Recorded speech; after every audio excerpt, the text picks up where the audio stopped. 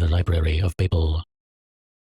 By this art you may contemplate the variation of the 23 letters.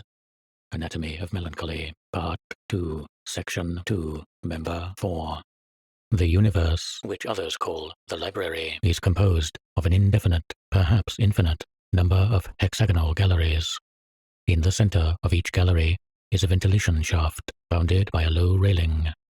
From any hexagon, one can see the floors above and below, one after another, endlessly. The arrangement of the galleries is always the same. 20 bookshelves, 5 to each side, line 4 of the hexagon's 6 sides. The height of the bookshelves, floor to ceiling, is hardly greater than the height of a normal librarian. One of the hexagon's 3 sides opens into a narrow sort of vestibule, which, in turn, opens onto another gallery, identical to the first, identical, in fact, to all. To the left and right of the vestibule are 2 tiny compartments. One is for sleeping upright, the other for satisfying one's physical necessities. Through this space, too, there passes a spiral staircase, which winds upward and downward into the remotest distance. In the vestibule, there is a mirror, which faithfully duplicates appearances. Men often infer from this mirror that the library is not infinite. If it were, what need would there be for that illusory replication? I prefer to dream that burnished surfaces are a figuration and promise of the infinite. Light is provided by certain spherical fruits that bear the name bulbs. There are 2 of these bulbs in each hexagon, set crosswise. The light they give is insufficient and unceasing. Like all the men of the library, in my younger days, I traveled. I have journeyed in quest of a book, perhaps the catalogue of catalogues. Now that my eyes can hardly make out what I myself have written, I am preparing to die a few leagues from the hexagon where I was born. When I am dead, compassionate hands will throw me over the railing. My tomb will be the unfathomable air. My body will sink for ages and will decay and dissolve in the wind engendered by my fall, which shall be infinite. I declare that the library is endless. Idealists argue that the hexagonal rooms are the necessary shape of absolute space, or at least of our perception of space. They argue that a triangular or pentagonal chamber is inconceivable. Mystics claim that their ecstasies reveal to them a circular chamber containing an enormous circular book with a continuous spine that goes completely around the walls.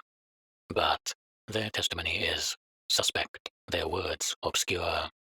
That cyclical book is God. Let it suffice for the moment that I repeat the classic dictum.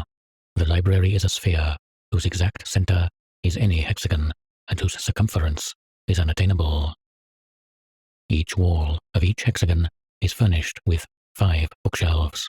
Each bookshelf holds 32 books, identical in format. Each book contains 410 pages. Each page 40 lines. Each line approximately 80 black letters. There are also letters on the front cover of each book.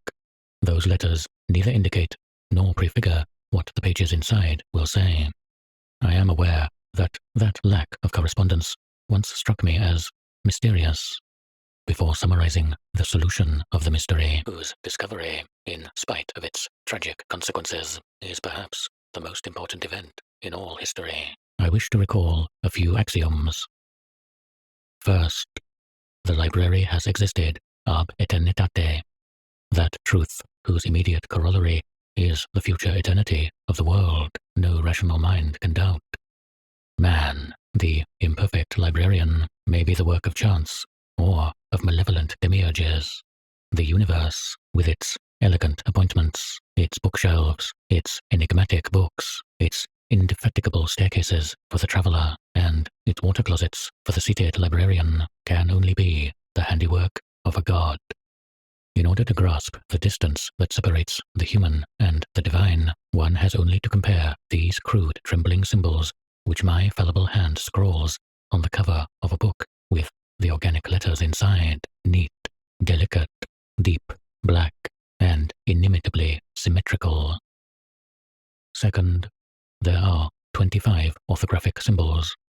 That discovery enabled mankind 300 years ago to formulate a general theory of the library and thereby satisfactorily solve the riddle that no conjecture had been able to divine, the formless and chaotic nature of virtually all books. One book, which my father once saw in a hexagon in circuit 1594, consisted of the letters MCV, perversely repeated from the first line to the last.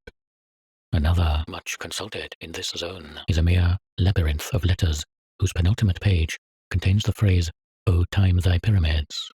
This much is known. For every rational line or forthright sentence, there are leagues of senseless cacophony, verbal nonsense, and incoherency. I know of one semi-barbarous zone whose librarians repudiate the vain and superstitious habit of trying to find sense in books, equating such a quest with attempting to find meaning in dreams or in the chaotic lines of the palm of one's hand. They will acknowledge that the inventors of writing imitated the 25 natural symbols, but contend that that adoption was fortuitous, coincidental, and that books in themselves have no meaning. That argument, as we shall see, is not entirely fallacious. For many years it was believed that those impenetrable books were in ancient or far distant languages. It is true that the most ancient peoples, the first librarians, employed a language quite different from the one we speak today. It is true that a few miles to the right, our language devolves into dialect, and that 90 floors above, it becomes incomprehensible. All of that, I repeat, is true, but 410 pages of unvarying MCVs cannot belong to any language, however dialectical or primitive it may be. Some have suggested that each letter influences the next, and that the value of MCV on page 71, line 3, is not the value of the same series on another line of another page, but that vague thesis has not met with any great acceptance. Others have mentioned the possibility of codes. That conjecture has been universally accepted, though not in the sense in which its originators formulated it. Some 500 years ago, the chief of one of the upper hexagons came across a book as jumbled as all the others, but containing almost 2 pages of homogeneous lines. He showed his find to a traveling decipherer, who told him that the lines were written in Portuguese. Others said it was Yiddish. Within the century, experts had determined what the language actually was, a Samoyed Lithuanian dialect of Guarani with inflections from classical Arabic. The content was also determined, the rudiments of combinatory analysis, illustrated with examples of endlessly repeating variations. Those examples allowed a librarian of genius to discover the fundamental law of the library. This philosopher observed that all books, however different from one another they might be, consist of identical elements: the space, the period, the comma, and the 22 letters of the alphabet. He also posited a fact which all travelers have since confirmed: in all the library there are no 2 identical books. From those incontrovertible premises, the librarian deduced that the library is total, perfect, complete, and whole, and that its bookshelves contain all possible combinations of the 22 orthographic symbols, a number which, though unimaginably vast, is not infinite. That is, all that is able to be expressed in every language. All the detailed history of the future, the autobiographies of the archangels, the faithful catalogue of the library, thousands and thousands of false catalogues, the proof of the falsity of those false catalogues, a proof of the falsity of the true catalogue, the Gnostic Gospel of Basilides, the commentary upon that Gospel, the commentary on that Gospel, the true story of your death, the translation of every book into every language, the interpolations of every book into all books, the treatise Bede could have written, but did not, on the mythology of the Saxon people, the lost books of Tacitus. When it was announced that the library contained all books, the first reaction was unbounded joy. All men felt themselves the possessors of an intact and secret treasure. There was no personal problem, no world problem, whose eloquent solution did not exist somewhere in some hexagon. The universe was justified. The universe suddenly became congruent with the unlimited width and breadth of humankind's hope. At that period, there was much talk of the vindications, books of apologia and prophecies that would vindicate for all time the actions of every person in the universe, and that held wondrous arcana for men's futures. Thousands of greedy individuals abandoned their sweet native hexagons and rushed downstairs, upstairs, spurred by the vain desire to find their vindication. These pilgrims squabbled in the narrow corridors, muttered dark imprecations, strangled one another on the divine staircases, through deceiving volumes, down ventilation shafts, were themselves hurled to their deaths by men of distant regions. Others went insane. The vindications do exist. I have seen 2 of them, which refer to persons in the future, persons perhaps not imaginary. But those who went in quest of them failed to recall that the chance of a man's finding his own vindication, or some perfidious version of his own, can be calculated to be 0. At that same period, there was also hope that the fundamental mysteries of mankind, the origin of the library and of time, might be revealed. In all likelihood, those profound mysteries can indeed be explained in words. If the language of the philosophers is not sufficient, then the multiform library must surely have produced the extraordinary language that is required, together with the words and grammar of that language. For 4 centuries, men have been scouring the hexagons. There are official searchers, the inquisitors. I have seen them about their tasks. They arrive, exhausted, at some hexagon. They talk about a staircase that nearly killed them. Rungs were missing. They speak with the librarian about galleries and staircases, and, once in a while, they take up the nearest book and leaf through it, searching for disgraceful or dishonorable words. Clearly, no one expects to discover anything. That unbridled hopefulness was succeeded, naturally enough, by a similarly disproportionate depression. The certainty that some bookshelf in some hexagon contained precious books, yet that those precious books were forever out of reach, was almost unbearable. One blasphemous sect proposed that the searches be discontinued, and that all men shuffle letters and symbols until those canonical books, through some improbable stroke of chance, had been constructed. The authorities were forced to issue strict orders. The sect disappeared, but in my childhood I have seen old men who for long periods would hide in the latrines with metal discs and a forbidden dice cup, feebly mimicking the divine disorder. Others, going about it in the opposite way, thought the first thing to do was eliminate all worthless books. They would invade the hexagons, show credentials that were not always false, leaf disgustedly through a volume, and condemn entire walls of books. It is to their hygienic, ascetic rage that we lay the senseless loss of millions of volumes. Their name is execrated today, but those who grieve over the treasures destroyed in that frenzy overlook 2 widely acknowledged facts.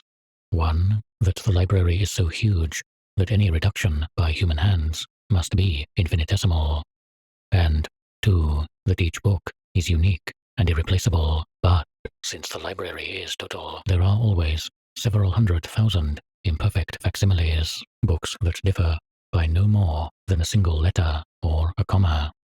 Despite general opinion, I dare say that the consequences of the depredations committed by the purifiers have been exaggerated by the horror those same fanatics inspired. They were spurred on by the holy zeal to reach, some day, through unrelenting effort, the books of the Crimson Hexagon, books smaller than natural books, books omnipotent, illustrated, and magical. We also have knowledge of another superstition from that period, belief in what was termed the Bookman. On some shelf, in some hexagon, it was argued there must exist a book that is a cipher and perfect compendium of all other books, and some librarian must have examined that book. This librarian is analogous to a god. In the language of this zone, there are still vestiges of the sect that worshipped that distant librarian. Many have gone in search of him. For 100 years, men beat every possible path, and every path in vain. How was one to locate the idolized secret hexagon that sheltered him? Someone proposed searching by regression. To locate Book A, first consult Book B, which tells where Book A can be found. To locate Book B, first consult Book C, and so on to infinity. It is in ventures such as these that I have squandered and spent my years. I cannot think it unlikely that there is such a total book on some shelf in the universe. I pray to the unknown gods that some man, even a single man, tens of centuries ago, has perused and read that book. If the honor and wisdom and joy of such a reading are not to be my own, then let them be for others. Let heaven exist, though my own place be in hell. Let me be tortured and battered and annihilated, but let there be one instant, one creature, wherein thy enormous library may find its justification. Infidels claim that the rule in the library is not sense, but nonsense, and that rationality, even humble, pure coherence, is an almost miraculous exception. They speak, I know, of the feverish library, whose random volumes constantly threaten to transmogrify into others, so that they affirm all things, deny all things, and confound and confuse all things, like some mad and hallucinating deity. Those words, which not only proclaim disorder, but exemplify it as well, prove, as all can see, the infidel's deplorable taste and desperate ignorance. For while the library contains all verbal structures, all the variations allowed by the 25 orthographic symbols, it includes not a single absolute piece of nonsense. It would be pointless to observe that the finest volume of all the many hexagons that I myself administer is titled Combed Thunder, while another is titled The Plaster Cramp, and another XXXSmio. Those phrases, at first apparently incoherent, are undoubtedly susceptible to cryptographic or allegorical reading.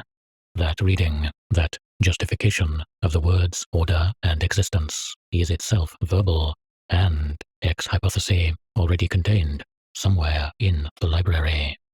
There is no combination of characters one can make, DHCMR LCTHDJ, for example, that the divine library has not foreseen, and that, in one or more of its secret tongues, does not hide a terrible significance. There is no syllable one can speak that is not filled with tenderness and terror, that is not, in one of those languages, the mighty name of a god. To speak it is to commit tautologies. This pointless, verbose epistle already exists in one of the 30 volumes of the 5 bookshelves in one of the countless hexagons, as does its refutation. A number n of the possible languages employ the same vocabulary.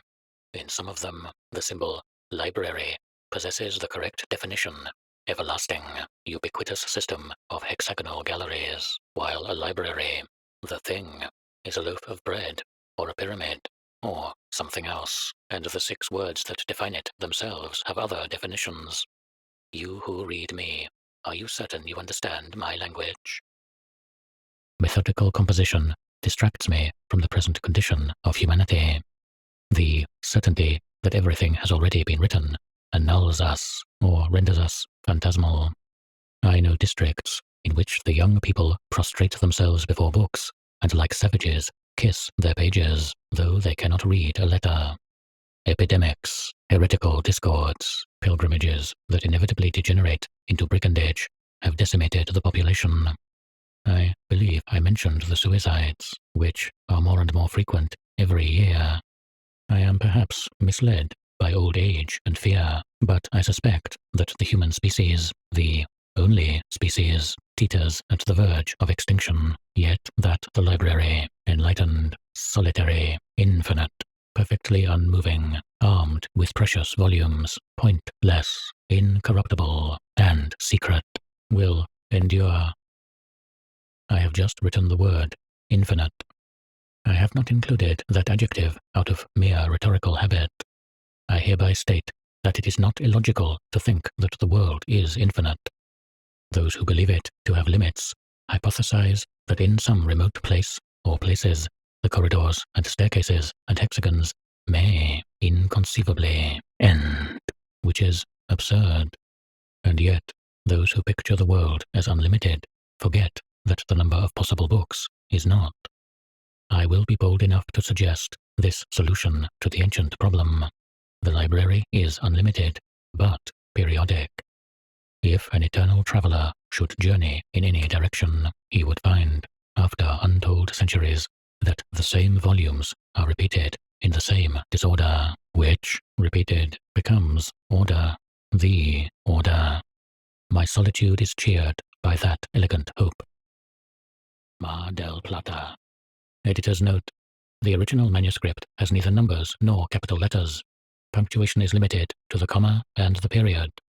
Those 2 marks, the space, and the 22 letters of the alphabet, are the 25 sufficient symbols that our unknown author is referring to.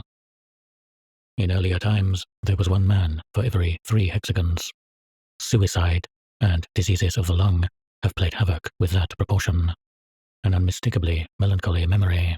I have sometimes travelled for nights on end, down corridors and polished staircases, without coming across a single librarian.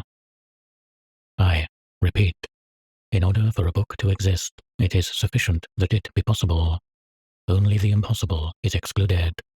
For example, no book is also a staircase, though there are, no doubt, books that discuss and deny and prove that possibility, and others whose structure corresponds to that of a staircase. Letizia Alvarez de Toledo has observed that the vast library is pointless. Strictly speaking, all that is required is a single volume of the common size, printed in 9 or 10-point type that would consist of an infinite number of infinitely thin pages. In the early 17th century, Cavalieri stated that every solid body is the superposition of an infinite number of planes. Using that silken vademecum would not be easy. Each apparent page would open onto other similar pages. The inconceivable middle page would have no back.